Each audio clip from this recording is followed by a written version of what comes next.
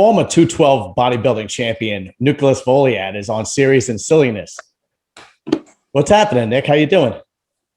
I'm good. Thank you very much. Appreciate the invitation. So, yeah, let's do it.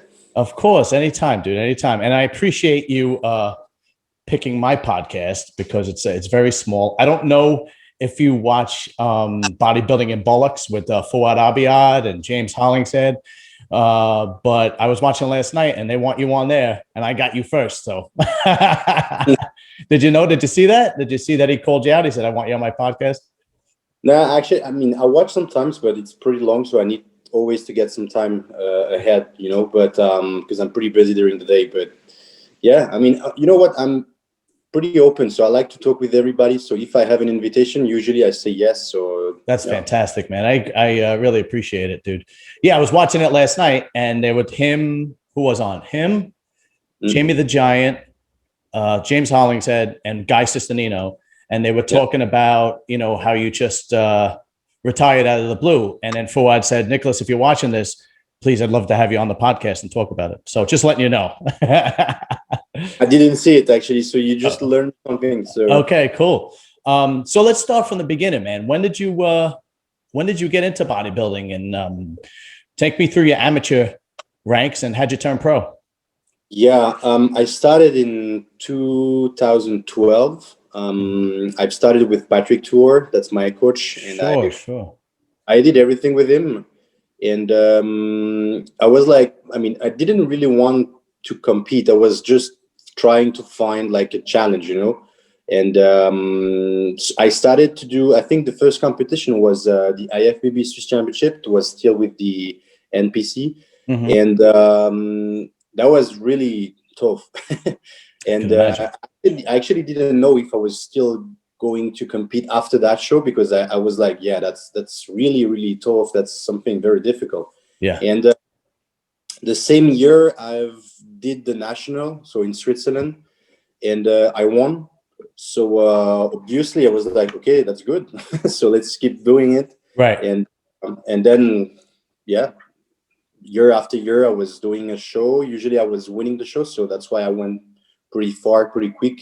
And yeah, well, I remember the first time that I noticed you. I think it might have been your first IFBB Pro win, and it was that controversial win where you had the shoulder surgery or something like that, and everybody was like, "What's with this dude's shoulders?" And everybody was like, and then you went on Dave Palumbo and explained you had some kind of surgery or something to that effect, and people were saying, "Oh, he would have won if it wasn't for that little flaw." And then I think you came back and did another show after that and won. Am I accurate? Yeah, the same year I have decided to stop after the polemic with the shoulders. So I did like 6 months break, and I came back in 2018, and I prepped for the Portugal, where Heidi Chupin was competing as well. Oh, that's right. Heidi Chupin was 212 at the time, and you came in second, right? Exactly. Yeah. That's right. Well, second to Heidi Chupin is pretty damn good. Now that he's an open top 5 bodybuilder in the world, that's pretty damn good. Yeah. But how old are you now? 30. Oh, you're relatively, you're still very, very young. Yeah.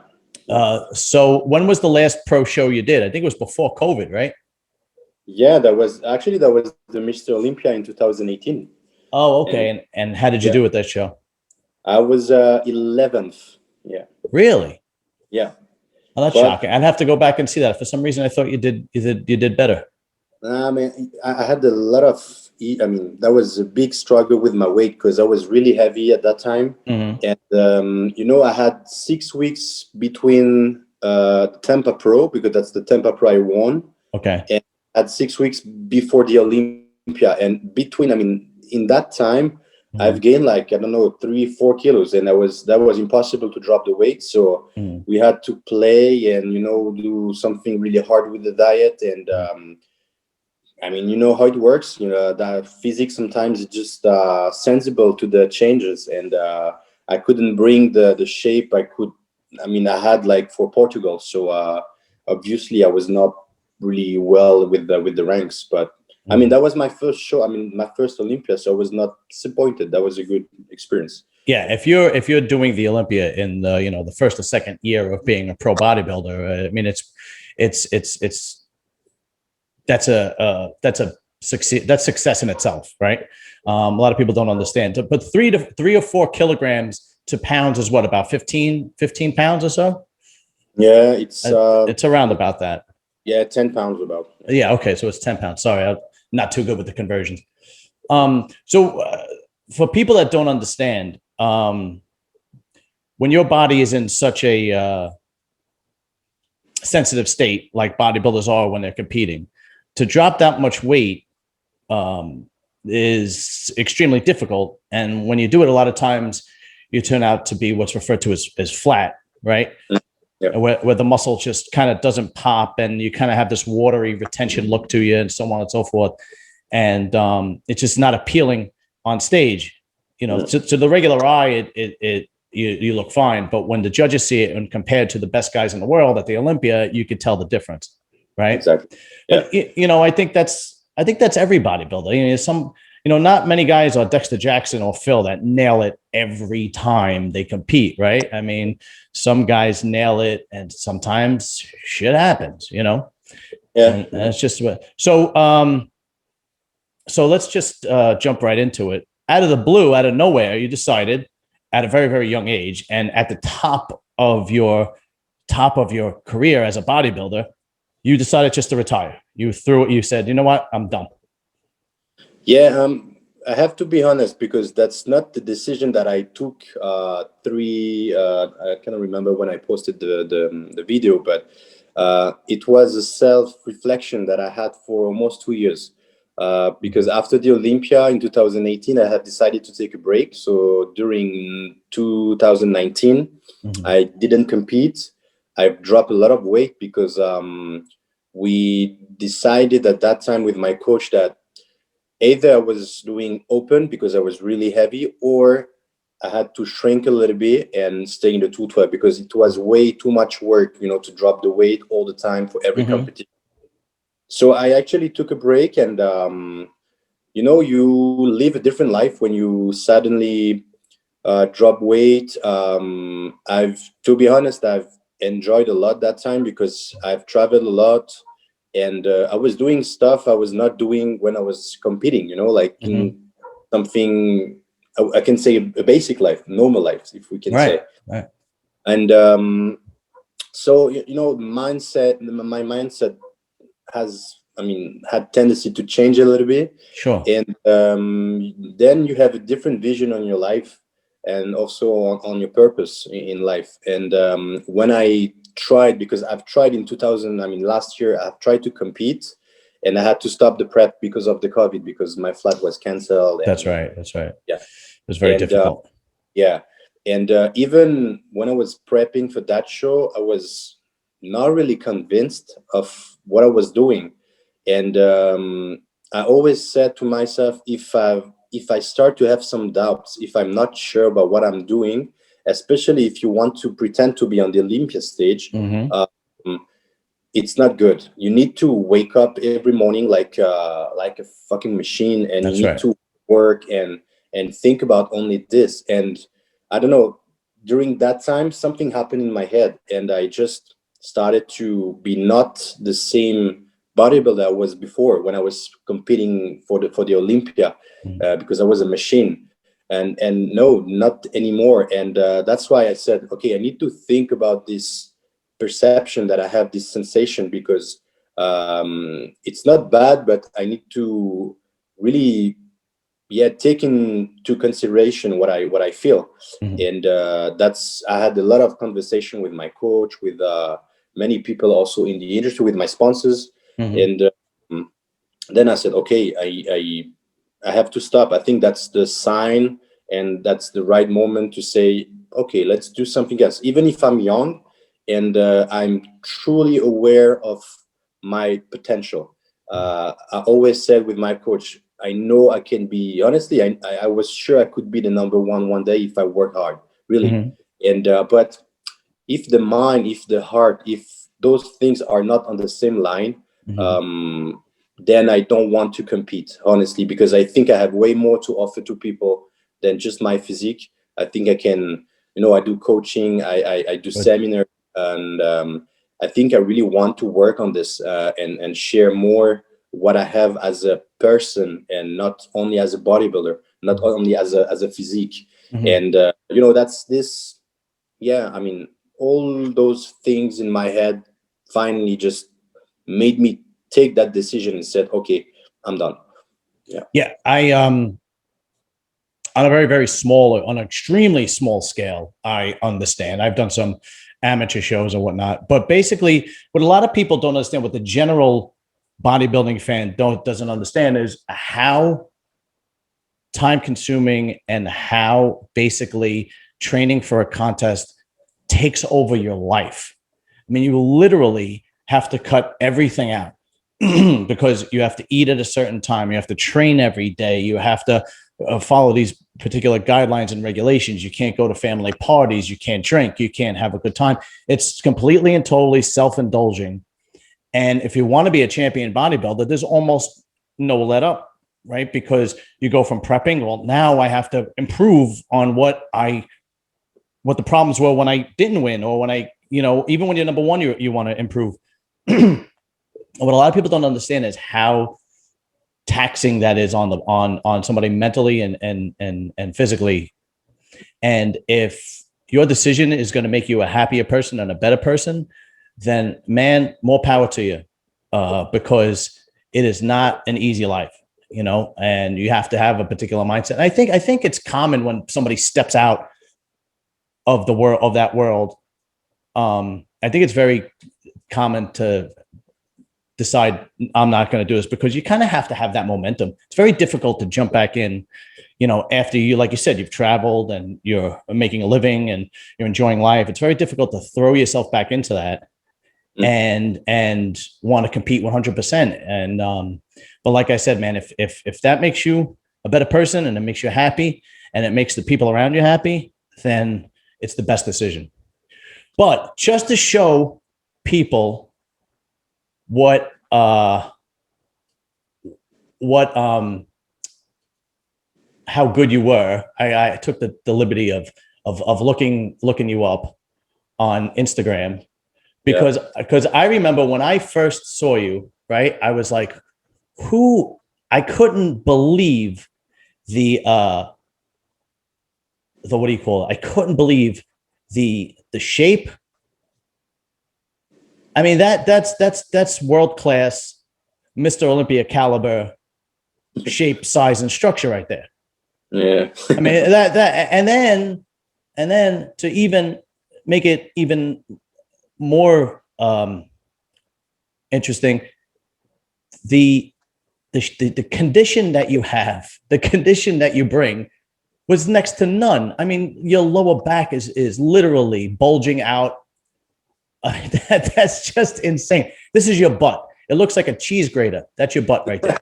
I mean, it's just unbelievable. But I think people don't realize, people look at you and they look at that and they go, my God, this guy could be the best in the world. Why did he stop? But it is not easy, man. It is not easy. And mentally, I mean, who's ever dieted for a show understands, if they dieted right, the last 3 to 4 weeks is like, you know, yeah. You know, and but so what does the future hold now for Nicolas Vullioud that you're not competing anymore? As I said, I mean, I still work as a coach, so that's my business. That's good. So I'm gonna work even more on this because I'm gonna have much more time for this. And my personal goal is to I'm still working. I'm working on it now. I want to build and create a lot of seminars all around the world, because I have two passions. I love traveling, and I love sharing with people my experience, my knowledge, and also to get knowledge from people. And I want to mix both. So the best thing is to do seminars. So I would like to go to places where people don't go usually. And like, you know, last year I went to Turkey. I did a lot of different destinations, and that's what I like, because you can meet people from any countries. And I saw that a lot of people, they follow me, and sometimes on a small island I can find some followers, you know, and that's crazy. And I want to meet those people, and I want to go and share also with them, even if they live in a place difficult to access. And that's what I want to do now. I really want to do this. If I can, I don't know if I will be able to do a lot of seminars, because now I know it's pretty complicated with the COVID and everything, of course. But I think if you want to do something, you need to work on it, and I think I will make it. So now I'm really focused on this, and yeah, we will see if I can do something for next year. This year it's going to be hard, I think so, but next year I can plan a few things. Yeah. Yeah, it sounds like, you know, everything. I don't know about in Europe. I know Europe was a little stricter, but the states are basically completely open. You know, but in Europe, I understand it was a little bit more strict. And you guys just recently opened, right? Maybe a couple of months ago. Switzerland is open, but the thing is, when you go to somewhere, you need to check everything, because one country is going to ask you this, and then you have to do another paper for this, and that's a mess. Headache. Yeah. So what did your sponsors think of your decision? I have two awesome sponsors, because I've always been very professional. I mean, I send emails. If I take a decision, I send an email. If I start my prep, if there's anything, I always text to my sponsors. And MHP, for instance, I work with the brand for almost now more than 3 years. We started before the Olympia, and the CEO is Gerard. Is really someone superhuman. He knows everything of the process, because I was texting him a lot, and I said the same to you. So I explained everything, the process, and then he said, okay. And he was really super nice, because he told me that I was not working with the brand just because I was an athlete, but also because I had something to share with people. And that's the reason why actually I keep working with the brand. And that's why I'm really happy, because I know how it works. I mean, this is a business, of course. So once you're not interesting for the brand, they can stop and work with someone else, and that's something I really understand. But they didn't do it, so that's something I'm pretty happy with this. And that's great. Same for Trained by GP. They did the same. I text to the boss, and he immediately told me, I mean, we don't care. That's great, man. Yeah, he just said, we want to see you just sharing your knowledge, staying the person you are, and sharing the values that you have. And that's, for me, that's great. That's really two awesome sponsors. Yeah, I mean, that you're lucky in that regard, because there are a lot of companies that would be like, "Oh, you're out of the game. Sorry, you know, we can't sponsor you anymore." But you're very, very lucky in that regard. I don't know much about the companies, but I do know that the people that run the companies have a really good reputation. That's all I know. So it's obviously true, since they stuck by your side. But MHP, I know when Victor Martinez years ago had trouble, and he went to prison and visa, they stuck by his side the whole time. They did not drop him, you know? So yeah, obviously their reputation continues to be great, and great with the athletes, but that's fantastic, man. So besides seminars and traveling, are you married, children, anything like that? No, I'm single. You know. Oh, really? Yeah, that's what bodybuilding will do, man. If you don't have somebody that understands, it's difficult, man. But I'm the type of person. I mean, some people, they can find some stability, but I've always been like that. When I'm focused on the prep, I cannot think about anything else, and I'm very independent, you know. So I need this all the time, even in my normal life. So and even more when I compete. So I feel better and more stable when I'm alone. That's my own perception. Yeah. So what about your actual physique? Are you continue to be this size, or you decide you're going to tape it down and look like a normal human being, or what are you going to do? I've already. Oh no, what happened? Yeah, sorry. I didn't know what happened, but that's okay, man. That's what's great about editing. I could edit all that crap out. Don't worry about it. Okay. Okay, so we were talking about your physique. Are you going to stay human? Are you going to stay your size? Or are you going to get down to a normal human being?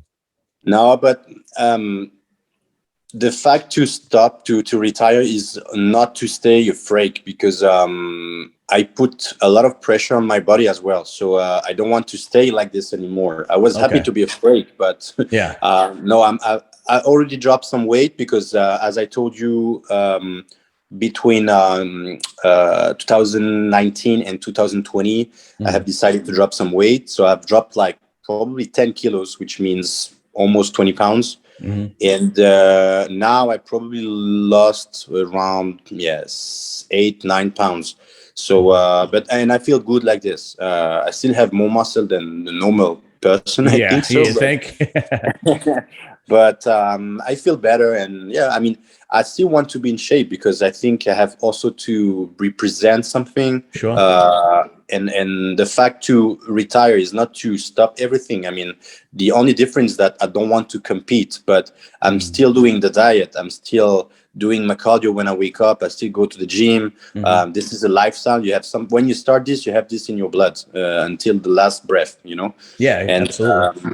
So on that aspect, nothing will change. But of course, I will be smaller because I don't see any point or to be big like that if I don't do anything with this, you know? So, yeah. So if you don't mind me asking, what was on your off season, what was the biggest you've ever got to? The weight was like 200, almost 50 pounds. 250. Yeah. Wow. And how tall are you? 5'4", 5'5". Wow. Yeah. And on stage, normally, what was your contest weight? But usually it's supposed to be 212, but I've stepped on the Olympia stage at 100 kilos, so 220 about. Yeah. Oh, okay. After you weigh in, then that's what you have like a rebound effect. I see. Exactly. Okay. And at 5'4", at 250 pounds, you must have looked like. And let's be clear, you weren't fat. You were still in shape. I was lean. Yeah, you were lean. You must have looked like an absolute freak in person. I was a balloon. Yeah. Did you turn heads in public and whatnot? Yeah, honestly, yes. Even to be honest with you, even me when I was now, if I look those pictures, I'm like, shit, that was not human, really. Yeah, I know. And it's a big difference when you see a bodybuilder like yourself in person and when you see him in pictures. When you see him in pictures, they're looking. When you see them in person, it's like I actually was going to the same gym as Akeem Williams. Akeem Williams lives in New Jersey.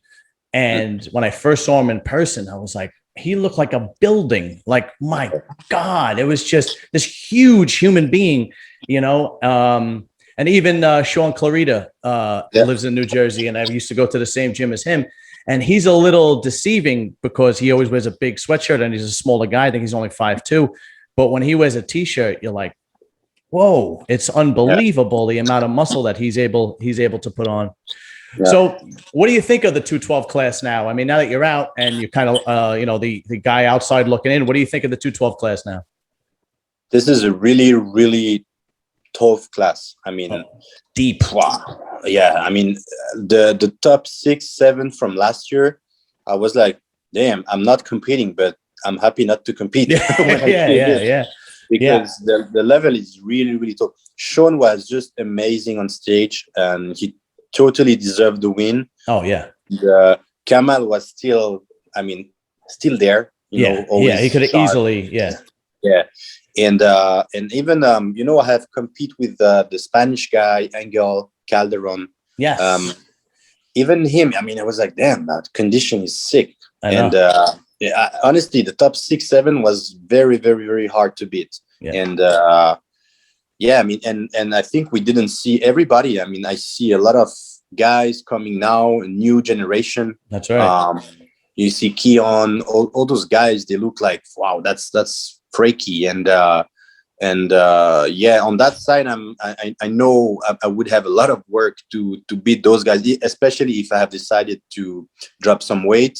Yeah. That would be really hard to come back and work against those. I mean, fight with those guys for sure. Yeah, the 212 class is deep, and it's deep and more competitive as the Open, as far as I'm concerned. It really is. I mean, the guy that just won the Puerto Rico Pro, I never heard of. And I'm a hardcore fan. And I'm like, who is this guy? Pator? I've never heard of him. And then I looked him up. I'm like, wow, it's deep. I mean, like you said, we're between Keon coming up. I mean, Keon's structure is amazing. It's kind of like similar to yours, only actually leaner, you know? And I don't think anybody's going to beat Sean Clarita, but if Keon comes 100%, you never know. It might happen, you know? Yeah. Structurally, he has something insane. He looks like he has something very still classic, something very classic. Yes. But he has so much muscle for a classic physique. And but you know what? I like Derek Lansford. I think he has the biggest potential. And I think once he will find the condition, once he will nail it, I think nobody will be able to beat that guy. Yeah, because he's taller than Sean.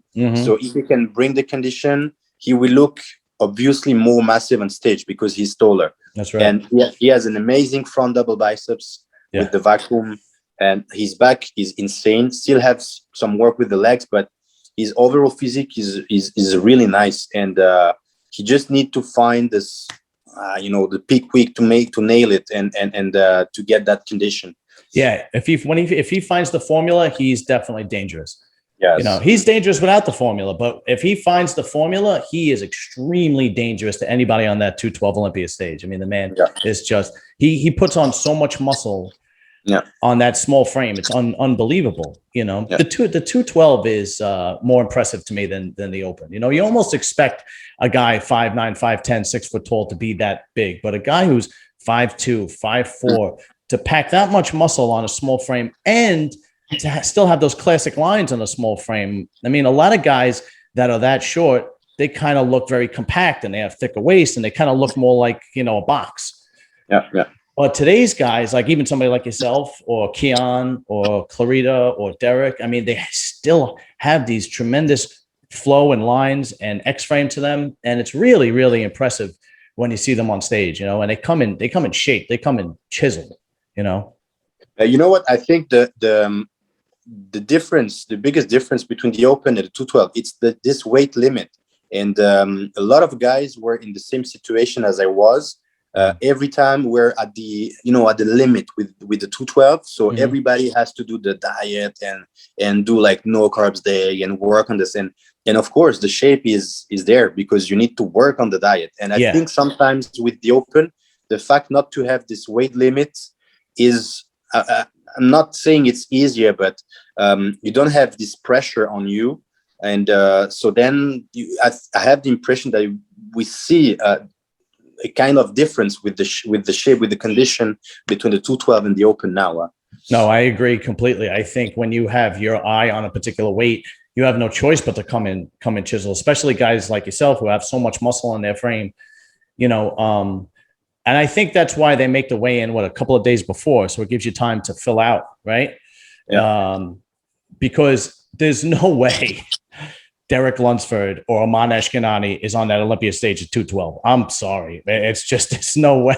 Maybe at the weigh-in a couple of days before, but by the time they get on that stage, that, like you said, by the time you got on the stage, you were 220, and that would make definitely more sense, which actually makes the win for Sean even more impressive because the guy's only like 175 on stage or something like that, 178 on stage. Yeah. I had interviewed him too. He came on. I was lucky enough to get an interview with him. And he said, he's like, I think 178 or 175 or something like that when he won. I was like, my God, you're competing against guys that are, 30 pounds heavier than you, right? I mean, it's impressive. Yeah. No. Well, Nicolas, I'm going to let you go. And I wish you all the best. I really do. And I know you're making the right decision for yourself. And I'm really honored that you picked my podcast to come on and talk about it. It really is an honor for me to have you on because I've been a fan for yours for years. And I think the decision that you made, I don't think a lot of people understand, and you coming on and explaining it, I think will definitely, clear the air a little bit. And inevitably it's your decision and you have to be happy and you have to enjoy your life. And if that's the case, then it's the best decision for you, man. Thank you. I appreciate your words and appreciate the support as well. And yeah, I mean, I'm really sure with my decision, and now I'm gonna live my life. Good, man. But good. Thank you very much. I appreciate it. Oh, you're very welcome, man. And listen, have a good rest of your weekend, and I will definitely be in touch. And God bless you, brother. Yeah. All right. Have a good night. Thank you, Ron. Bye-bye. Got it.